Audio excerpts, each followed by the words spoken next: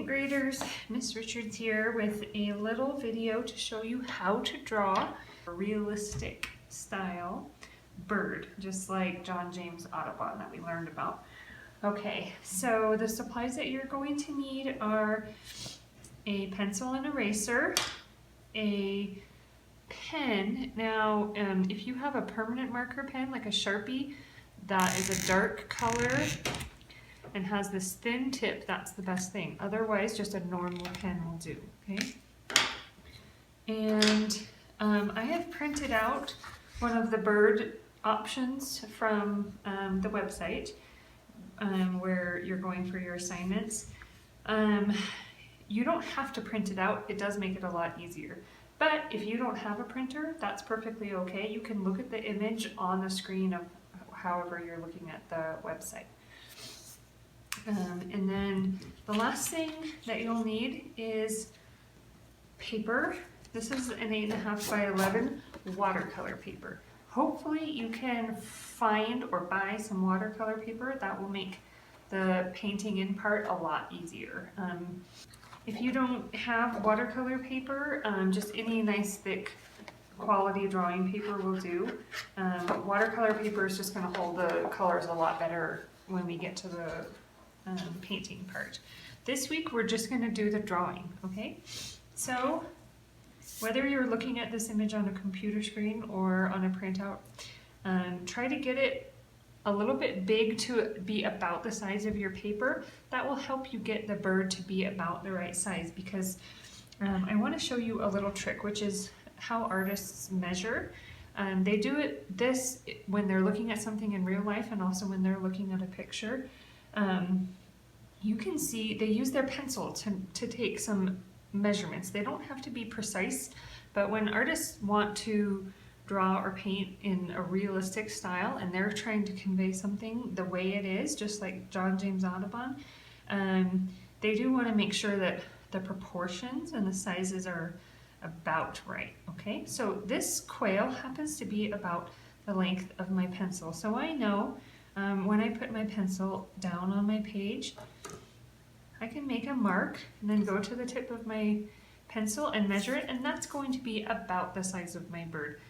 By the way, friends, if you've noticed how beat up my hands are, see all those little scratches and dirty paint stuff all over them, that's because I'm doing a little project, well, since we've been apart, which is building a chicken coop. So when we finish, when I finish the project, I'll show you our new chicken coop.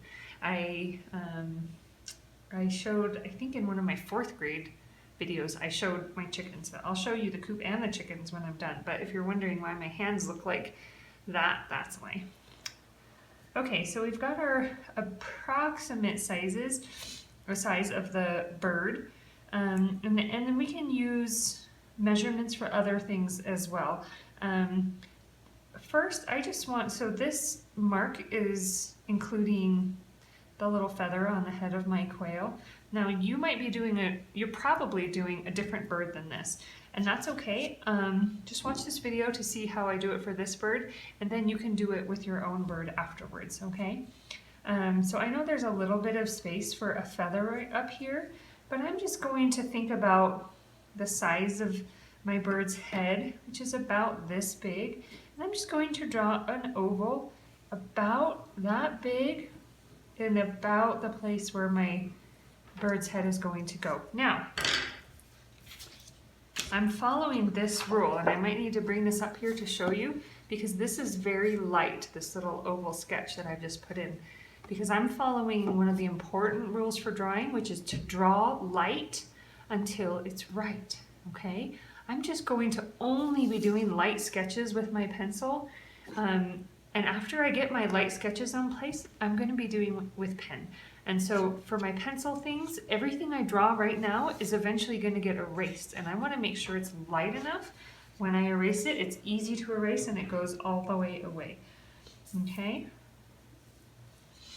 So I've sketched in a little oval for the head, and you can do that too with your bird. Now, this bird is kind of a plump, round type bird. So below the head here, and I know that the chest for my bird goes out as far as the head does. If I drew a line down here, so I know that I'm going to make an oval that goes about to the same line as my face, but it's going to be, I know my tail ends right here, it's going to be a nice plump tilted oval to be the body of my bird, okay? Now, again, I'm drawing very lightly because I'm sketching and I want to be able to erase these lines at the end.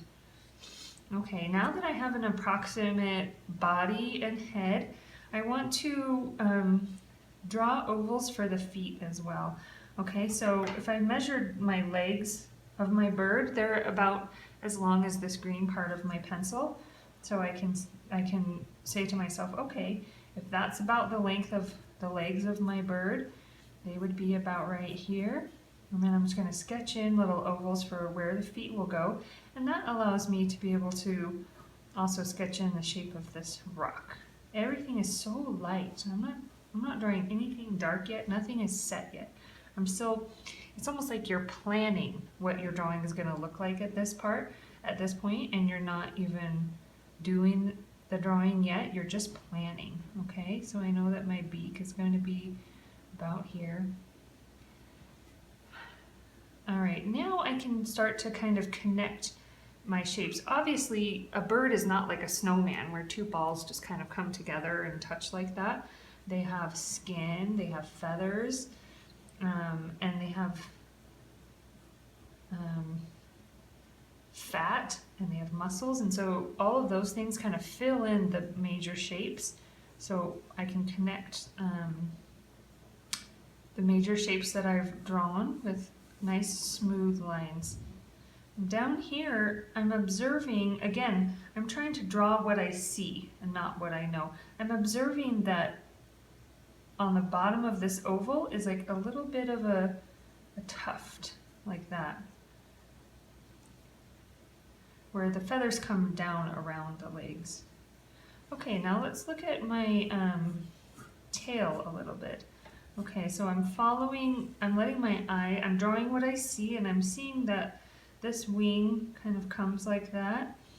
I'm observing that the tail comes down here a little bit and then shoots off backwards more like this. And again, I can measure my tail and say, okay, that's about the right length for my tail. And I also made my mark at the beginning to show where my tail would be. Those are little tricks that artists use to get their work to look as realistic as possible. Now, another time when I'm going to practice drawing what I see and not what I know is looking at the face. Now, I know in my head that birds have two eyes, but I need to draw what I see only and not what I know. And so even though I know birds have two eyes, how many eyes are in this picture that I'm looking at? There's only one, because we're only seeing one side of this bird's head. Pay special attention to the beak shape, by the way, when you're doing your drawing, because the shape of the bird's beak tells us a lot about what it eats and other important information about it. And I don't need to work on one area too long. I can kind of do one thing in one area and then just move on to another area and kind of adding more details as I go along. I'm going to work on my legs a little bit because, of course, a bird's legs aren't just one thin lines, right? They have some shape to them. So I can see that my bird is bending its leg a little bit backwards. And so the end of the bend is actually happening above where his body line is. And so if his body line is here, but this knee bend is kind of happening up here, and then it's coming down. And this leg is lifted a little bit off of the rock, so his back toe, which has, if I look very closely at the details, which is important for realistic drawing, has a little bit of a toenail at the end of his toe. Now, here's another time I'm going to draw what I see. I know in my head that birds have 4 to 5 little toes or claws, but I'm not going to draw 4 to 5 little claws unless I see them. and I see one going backwards, and then I see two and just a little bit of a third. So I really only see two that are complete. So that's exactly what I'm going to draw. I'm going to draw exactly what I see and not what I think should be there. Okay, now for this leg, because it's coming out from the back of the bird, we don't see anything of the leg where it's within the body shape still. It's only coming out. And then I have a neat little shape between my rock and my bird's toes that's right there. It's fun. Drawing is almost like going on a little discovery walk or something, or an adventure, because as you draw you discover more and more about what you're drawing, and it's like a fun little learning adventure just to be drawing. It helps us pay attention to things that we might not pay attention to otherwise. I'm just sketching in the main shapes of my wings and some of these color areas. I'm not going to go into detail doing all of these color feathers and all of these feathers yet, and I'm not coloring anything in because we're going to take care of that when we do the pen and the painting part of this project. So right now I can see a little bit of his wing folding over the back. Okay, and now that's all I'm really going to do with my pencil. Now I'm going to take my eraser and erase some of these first shapes that we put in just to kind of plan our drawing, where things were going to go.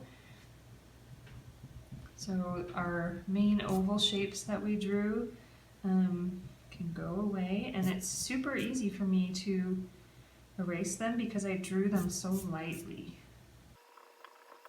I went on a vacation to Disneyland and California Adventure last year, and at California Adventure I went to a cool thing called the Animations Academy, and you go into an auditorium, like a big theater almost, and everybody gets their own paper and drawing board and pencil, and then a real Disney artist teaches you how to draw one of the Disney characters. It was a lot of fun. I recommend it if you ever go. And the way that he said it, which is kind of like this: draw light until it's right. He said light and loose, and then lock it in. So he would do, when he was drawing his characters, he would say draw light and loose, like barely touching the page, draw lots of lines, and then pick a line that you like of all of these that you made, and then lock it in by drawing it dark. So that's just kind of another way to say draw light until it's right. Light and loose, and then lock it in, right? Now we're going to do our locking in with our pen.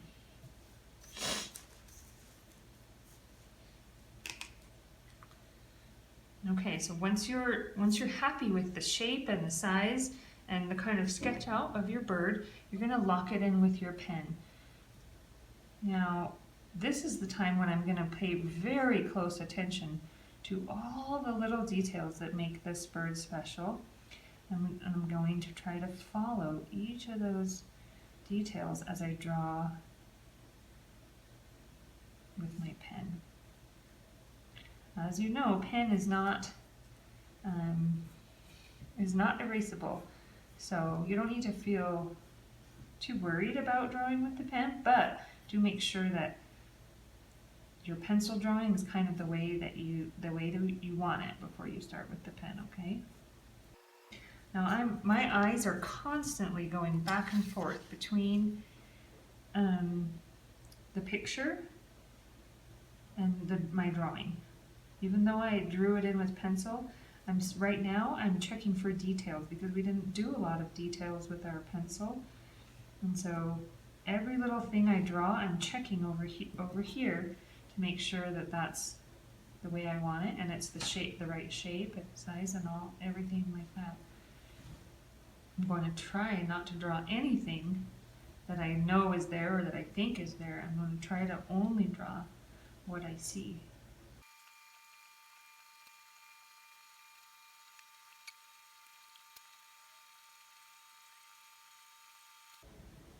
Now if your bird has black um, areas, you can color them in with your pen if you'd like, or you can use your paint to do that. But anything that is a colored area, even this gray, I want to save for my paint, okay? But I can draw in the shapes of the feathers. Now when I observe these feathers on its neck, I want to draw what I'm seeing, and what I'm seeing is that the size of these feathers starts very small towards the top, and then as it goes down, each feather gets a little bit bigger and bigger. So as I draw on these, start adding some details from my feathers, I'm going to make the top ones very small and then make them larger and larger as I go down. And I see that they follow the shape of this kind of curve on the neck, so I'm doing that too.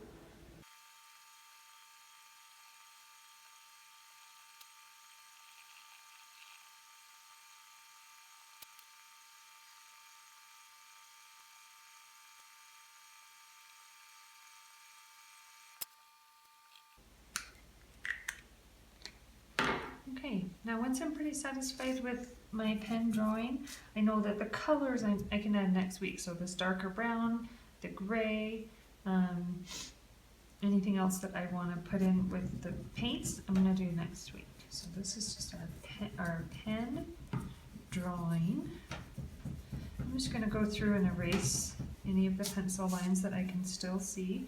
Now because I've drawn all my pencil lines really light and I didn't lock in any of my pencil lines, I locked it in with a pen. All of my pencil lines come off really quickly and easily, and next week I will be ready to color.